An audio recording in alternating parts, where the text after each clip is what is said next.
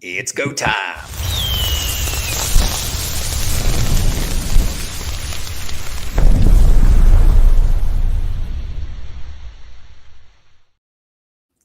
Boom! Here we are again, my friends, Advanced Partners podcast series. And today, once again, we're going to bring my boy on, John McGarvey. What's up, Johnny? Hey, Richard, how you doing, man? Good, man. Good. I mean, we did this once. We're going to do it again, man. This special report on the big, beautiful bill. I mean, I guess it's still beautiful, right? Not ugly yet. Yeah, I guess, right? Yes. Everything's beautiful. It is. You know what? And there's a lot of stuff going on, different things. I mean, I think, first off, I think we just got to say it. I think the budget got passed, right? Yeah. For extended. So that helps out the bill and everything like that going forward. So, you know, we're going to waste no time. Just deep dive in. I mean, last time we talked about everything, but I think we're going to recap all that and add some new stuff today, guys. So check it out because seriously, at the end of the day, this whole podcast today is all about awareness and being prepared, John. So we can make all these staffing firms, you know, that nothing surprises them. They're going to be okay. I heard this from the Shark and John. Maybe I'm going to twist it this way or go this way. Yep, I agree. Yeah. Again, you know, the goal is just to maybe spark your curiosity, get you out there, get you thinking about things, and reach out to the real experts to really get the real answers. But I know, because at the end of the day, we don't have the answers. All we're doing is giving you a guideline to follow, like a playbook. Exactly. It's football season. We can say playbook all we want, right? Right. Let's go. All right, Brother John. So let's just dive into this. I mean, I'm going to go through these real quick here, and we're going to break them down, and then we'll add on. So, I mean, let's start from here, buddy. What do you think, man? Yeah, I think, kind of just a recap since we last spoke. I think, like you said, not a whole lot has really developed since we last jumped on here and spoke. I think it's important to point out that there's just been more clarity, I think, given on a few things. I think some folks are what's happening is people are starting to learn how to play within the rules a little bit, and starting to really, I think clarity is honestly just the real key in learning how to play within the rules and learning how to live within the structure, the newly defined structure. I think that is what the big, beautiful bill brings to the table. And you said it because, when it's first in there, and I think it was July 4th or July 5th, right? Is when it went in. Everybody, you know how it is. We're all spontaneous. We're all emotional. We jump in it. Now it's been for, a couple months now. All the excitement, the simmer, and the anxiety is gone. Now it's time to really deep dive into and say, what's this bill really got for us? Right. Yeah, I agree 100%. Yeah, it's understanding that, the rules have changed. The risks that are operating within that haven't really changed. It's just, how can we win? And what I've seen, the folks that are winning are the ones that are operating and executing, right? They're winning with proper execution.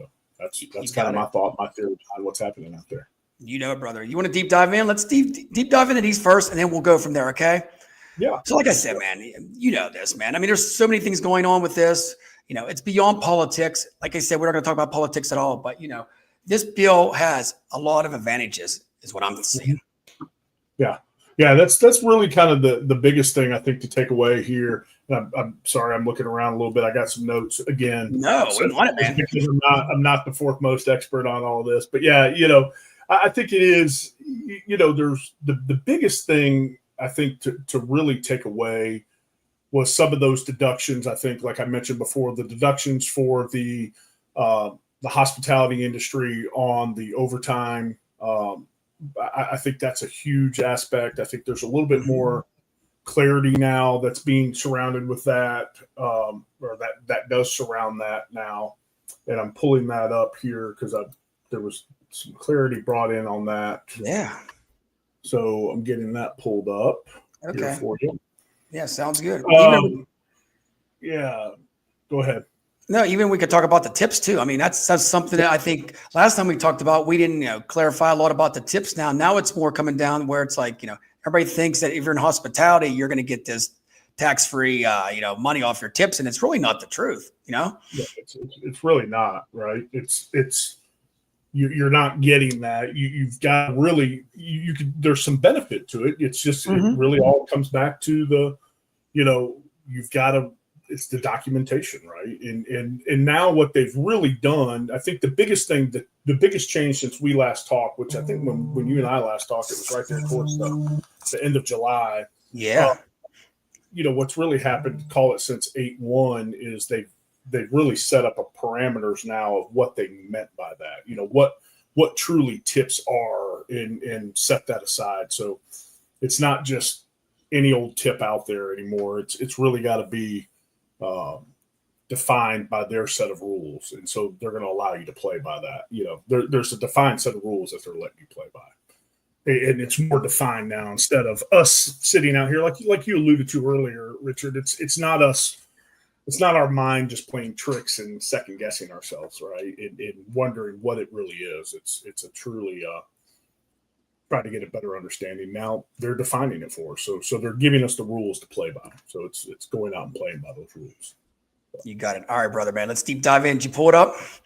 Yeah. I'm looking at it here now. You've still got the overtime deduction portion only. So the biggest thing there is just making sure that you're able to claim that. There's the no tax on tips, so you retain the tip documentation and worker occupation. So they're really zoning in on that. The filing mechanics, the new scheduling aspect of that I just hit on. Those are the big two, really the two big things there within that.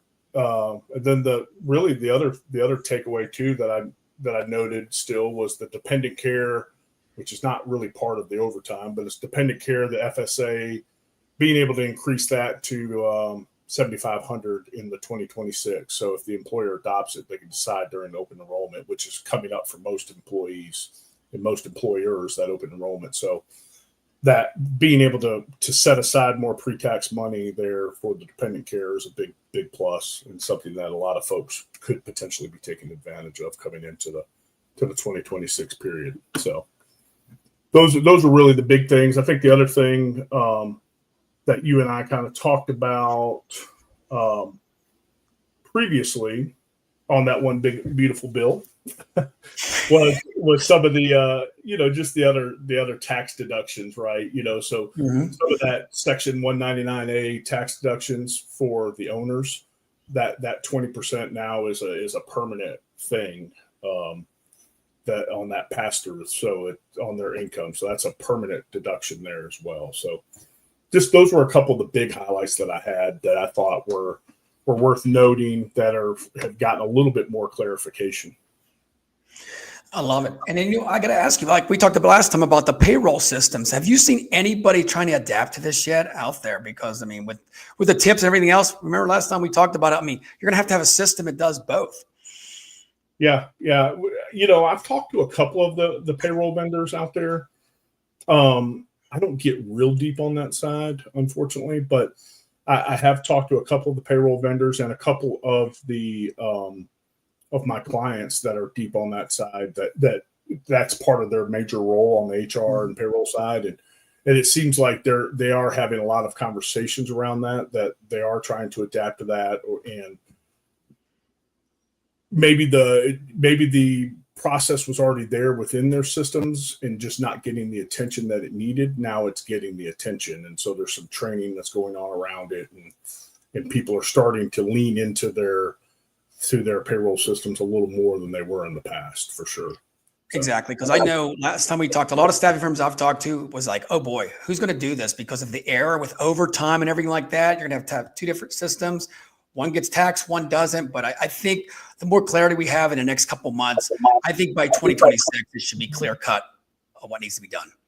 Yeah, I think so. And that's where some of that early panic set in of folks not really knowing exactly what was allowed, what's not allowed, and just that early onset, that hysteria, if you will, that was coming from that. So I think as they're starting to lay out the ground rules a little bit more, I think that's helping to clarify that, and people are adapting to that is what I'm hearing a little bit more. It's not as what I'm hearing from my clients and what I'm seeing out in the market is it's not as big of an issue it's an issue, but not as scary as they originally thought it would be. Yep, 100%. Change is something that we got to get used to, man. We change every day. Yeah. I mean, look at me, John. Last time you see me, I had a clean face. Now I got a beard. Yeah, exactly. Right. Yeah. I just looked it up, and it said that, they're thinking that, and again, this is the IRS, so we don't know exactly, right? But they say they're hoping that they'll have that who qualifies and what to capture. The IRS says they'll have that published by October 2nd, potentially. So okay, good. Yeah, October 2nd. Yeah, that'll be good. Awesome. So I tell you what, we're going to put these slides up here because I love these. Last time you had these on LinkedIn, I don't know if you reposted them again. People can definitely take snapshots of these because I think this really, what we're going to go back on, it simplifies a lot more of what is going on. I mean, we're giving you some updates here, but you still have to know what the core is of the big, beautiful bill. And I'm going to tell you, John, if you look at it and you read all this stuff on media, you're going to get so confused. You got one person saying one saying the other. So I like how you took it all together and you put it down and made it real simple for people to understand. That's usually how my brain works. So keep it. What's the football thing? KISS. Keep it simple, stupid. Right? I have always, my football coach said all the time, 8 plays and that's it, brother. Yeah, exactly. Here we go, John. Okay, so of course we talked about the key timelines. Do you know, is there anything going to be changing the rest of this year with this big, beautiful bill? I mean, it's implemented right now, but there can be some changes down the road, correct? Yeah, as far as I know, I think what's in place right now is in place. I haven't read any or seen any updates as far as the actual timeline, any of that timeline changing really as it states today. I think we're just looking for more directive, I think, as the year goes by is really what I'm seeing and reading. Exactly. And we talked about this already. I mean, we're just going to recap a little bit here, more audit exposure, more reporting, stuff like that. It's going to hold what we said, staffing firms and also clients and, accountable. Yeah. Yeah. I'm getting a little feedback there from you, but you broke up on me there. Can you repeat that? I'm sorry. Oh, no. I just said that, what with the reporting and stuff like that, it's going to keep most of these staffing firms and clients, accountable, Yeah. Yeah, 100%, 100%. Yeah, that's going to be kind of they've got to be right in execution. It just is I think I said it before, right? In my world, right? I'm a risk and insurance guy. That's the lane I stay in. That's the lane I play in, right? I monitor what we're talking about today, and again, by no means am I an expert in this. It's a hobby that I have on the side, and something I like to just keep in touch with for my clients and for my own personal well-being. But, the folks that I typically see that are having the most success in their business are the ones that are the most structured. They have the systems in place. They execute on those systems day in and day out. And the organized, structured businesses are the ones that are going to sustain over time, right? There's folks out there that can get by, and they're, the gunslingers, if you will. Yeah, they're going to have some success here and there, but those are the ones that the peaks and the valleys are. The peaks can be very high, but the valleys can be very low as well. And so things like regulation and things like this tend to be challenging for them. So I think the folks that we're going to see succeed through this are going to be the ones that you tend to see are more flatlined in their operations. And that comes from their ability to follow their systems and policies and procedures. You got it. Check the box on every one.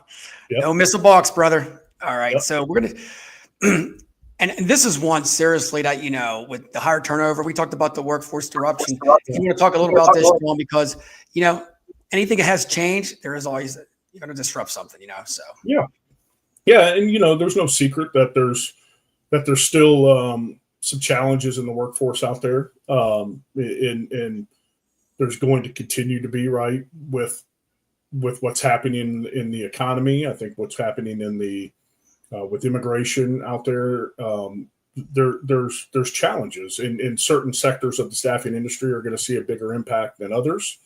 I think within this bill, some of the things we hit on last time was some of the challenges that healthcare staffing was facing with Medicare and Medicaid and some of the cuts that were coming out of the bill. And some of the skilled trades that were being, you hear the stories of folks out there in the market where they have people not showing up on the job sites because they're afraid of, ICE audits and just the overall job market itself has been challenging for the last few years for the staffing industry. That's not something that I'm coming up with here on my own.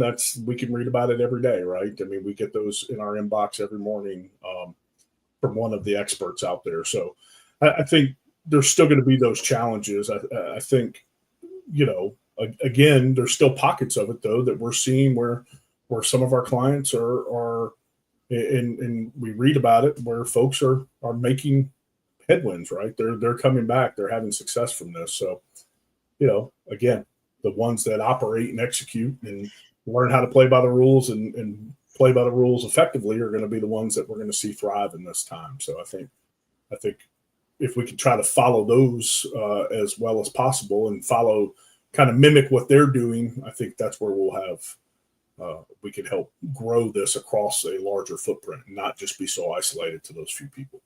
Exactly. And everything's getting tweaked now. I mean, there's something going on with the visas now, and I'm sure you've seen about that, I mean, I don't know if you know much about that, but it's like, it didn't happen 2 months ago. So now with the visas and the work visas and all this stuff could be changing stuff. So, I mean, as our economy grows and if it slides down, then they're going to have to tweak it somehow, Yeah. That's something, kind of not involved with the big, beautiful bill, but that's something that our team's monitoring very closely. We were literally having a conversation about that yesterday where, the changes, I think it came out the 19th or sometime here recently with the H-1B work visas where there's now a $100,000 fee, I believe, that's associated with that, where that was in the past a few $1,000 charge. So, there's going to be some sectors of our industry that could be heavily impacted by that, right? And so, that's something that we're monitoring heavily, right? And there's other legislation that's happened outside of this bill with, things like the Illinois Temporary Day Labor Act, right? And just monitoring that and watching that develop. And there's been further developments within that law and legislation where our team's just kind of monitoring that, watching how the what's happening with the lawsuits that are happening surrounding the wage and hour situations there. There's just a lot happening in the industry that's, out with this bill included and outside of this bill that could impact it. It is. I mean, every day there's something in a newspaper, somebody having a lawsuit or something. I mean, we've seen Workday, we've seen more. I mean, it's more prevalent that, our industry, we're just in this tidal wind right now. And we don't know when it's going to stop, and we're all trying to figure it out. It's like, woo, good luck figuring it out. Yeah. If we could figure it out, Richard, you and I'd be sitting on a beach somewhere. Dude, I keep getting gray hair, man. I don't know what's going to happen. I'm going to have to die soon, man. Come on, get this underway. But I got to tell you what, the Medicaid cuts, we did talk about that, but this is something that's really going to take effect for a lot of contract workers. You know that. I mean, the nursing homes, everything like that. I mean, maybe you go a little bit detail about this, John, but it's hitting home hard right now. And I don't know what's going to be in sight. We're trying to fix it, but what's your take on it? I don't have the answers, right? I think it just, from my vantage point, I think it just, the concern that I see is a workforce that is now going to be stretched a little bit. They're trying to do more with less. Anytime I start to hear that with my clients, I get concerned over claims starting to rise, workplace injuries.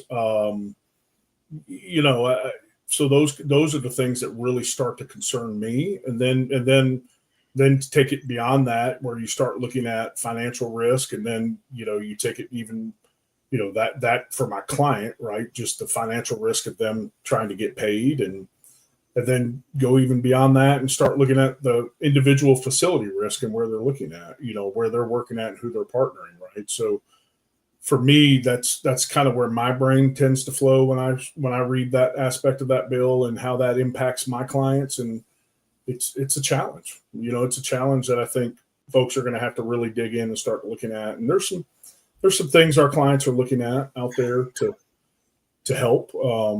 there's some strategies that we've been able to help with from that standpoint. But if you're not looking at that and not being proactive from that standpoint, then I think that's something you really need to probably start addressing if you're in that space, for sure. Big time, especially like light industrial. I tell you, like, if you're light industrial, how can you make, say, $16 an hour and give full benefits or even partial that? I mean, when it's done with, John, your benefits are going to be like half your salary. You know that. I mean, This is where we're coming in with shortage. People's like, should I work? I don't make any money, or should I just not work at all? And I think this is where the shortage is. Healthcare is, it's so expensive. Just for me and you know how it is, man. It's like every year it keeps going up. So it's affecting our contract workers big time. Yeah, it is. And being able to offer those competitive benefits and do all, it's a quandary, right? It is definitely a challenge that we are continuing to try to help our clients mitigate every single day. I don't know. I wish I had the answers. I really do. All we can do is, I tell them all the time, all we can do is show up and fight right alongside with you. Every day, man, it's a battle, buddy. Just like Rocky Balboa, man. In the ring, man. Keep punching away, man. As long as we don't get knocked out, we're okay, right? Yes. All right, and here's one. We talked a little about this, but this is something we talked about last time, that misclassifying workers, John. I got to tell you about this, man. I work with so many staffing firms, and I said this last time, that actually when I go in, I said, you guys can't do this, man. Misclassify a welder as an office worker. If somebody gets hurt, man, your staffing firm could go out of business just like that. And I've seen it with one accident. Yeah. I think it's something that we're seeing from our standpoint is you're starting to see a lot of pushback from the powers to be on that, right? Where, when times are good, obviously it's like anything, right? When times are good, they're going to let more things slide, right? When times aren't so good, they're going to, start dotting I's and crossing T's a little bit more. And I think we're starting to see that a little bit, especially from a, just take it back to the simplest of things, from like a workers' comp standpoint. We are seeing some carriers really start to push back on some of that. And because rates are so depressed in the workers' comp market right now, it's definitely a buyer's market, right? We call that a soft market or a buyer's market in our world.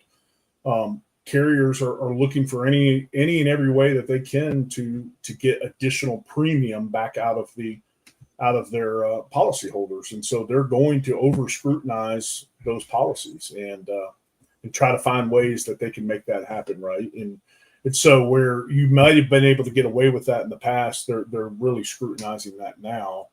And so that's one way that it can impact you. And you hit it too, right? You do have that injury. There is such thing as called fraud, right? And fraud, that's the quickest way to get a claim denied and the quickest way to lose your workers' comp policy. And, that if you don't have workers' comp, you've got a pretty big challenge there on your hands. It's pretty big part of what your business model is, right, for a lot of these folks. So I think it goes there. Then it goes all in line with all the taxation and everything else that you have, right? And like we hit there, right, benefit mandates that goes in line with some of the, New Jersey and some of the, those other states, Illinois, some of that other that, and those lawsuits are starting to rear their ugly heads, and wherever you stand in that equation, right, they're happening. So they're here, and we've got to learn how to play the game and play it the right way. I think it's right now what everything that we're reading now is they're finally defining what that looks like for us.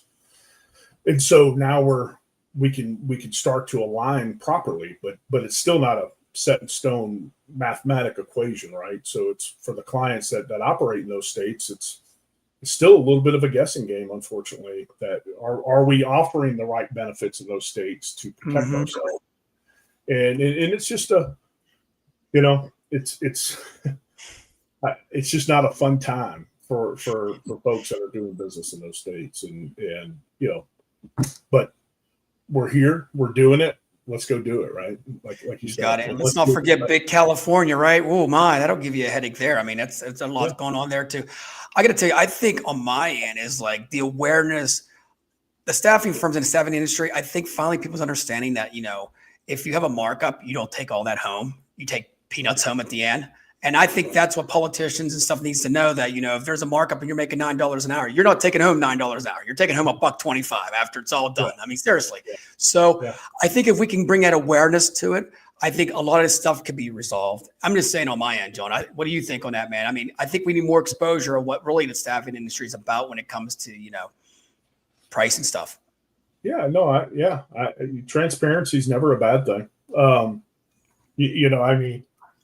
I think being transparent on all sides, right? I think that's something that we can all probably benefit from. I mean, whether it's us, the employees, the vendors that are operating within the industry, I think it matters, and I think that helps create a more level playing field for all parties involved. And I don't see it as a bad thing whatsoever. I think it would help 100%. I agree with you there, Richard, for sure. Not at all. Okay, so here we go, man. What's your game plan, John? So we talked about this. Give a little bit of a quick Nick Saban game plan here. I had to say that, by the way. I had to say that. Hey, I like it. I'm cool with it. No, it's simple, right? I think I kind of hit on it earlier. If I was, and I think you saying that probably aligns very well with how my brain works, right? In the sense of, a lot of people may not know this, but I went to Ole Miss, played football there, had that great experience, and yet I'm a huge Nick Saban fan. And the reason is I love his mentality of it's all about the process, right? And he is a very process-driven individual. And I hit on it a little bit earlier about rules of the game are always going to change. And if we're taking this back to the analogy of football has evolved over the years, right? And the rules of the game has always changed. But the people, the overall theory of the game hasn't changed, right? The game is still the game, but the rules have changed.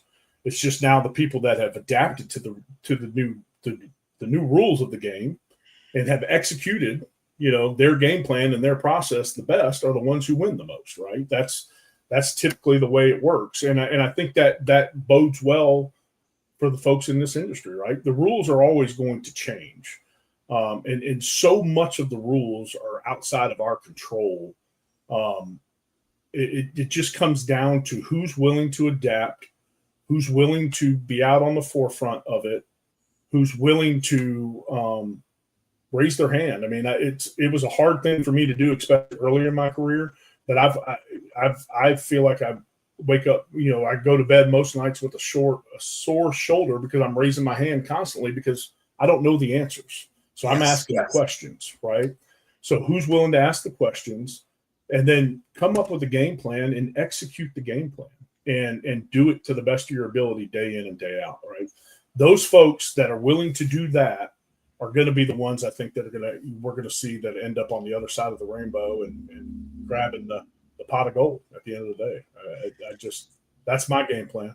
That's what I'm talking to my clients about on a daily basis is how can we put together a game plan that works best for you, because your game plan is going to be different than Richard's and mine and everybody else's. So everybody else has a different game plan. Let's put together a plan that works best for you and let's go execute it. Dude, well said. Just like Nick Saban, man. Look at you, man. I might have to put that down there slow, but Coach John, right? There it is, man. Before we get out of here, brother, I'm going to give a shout out to our sponsors. Advanced Partners, they put the FUN, fun in funding. If you need funding, you need to call Advanced Partners. Yes, sir. Hey, brother John, thank you so much, man. Any final thoughts before we wrap up? I mean, you said it right there with that Nick Saban speech right there, but I think the biggest thing takeaway is to analyze all this and ask questions. Like you said, we're all in this together. You're not by yourself. And I think the more questions you ask and learn from each other, we can get through this, man. We all can win. Exactly. Yeah, no, I would just say, just don't be afraid to ask the questions, raise your hand, reach out. Again, I don't have all the answers, but I'm happy to point you in the direction of the people that I trust and I know that have those answers any day of the week. So But Richard, as always, man, I appreciate you having me on. It's always a fun Dude. time. Anytime. And look at this, Mr. Sean is in the house. Yes, sir. That's Well, it, man. Sean, All right, brother. Wait, John, I will see you at Staffing World in about a week and a half, man, in Orlando, brother. yes, looking forward to it, man. It's gonna be fun. All right, my peeps, say thank you for tuning in there. Remember, the big, beautiful Bill is here for you. Take care, guys. We'll talk to you soon.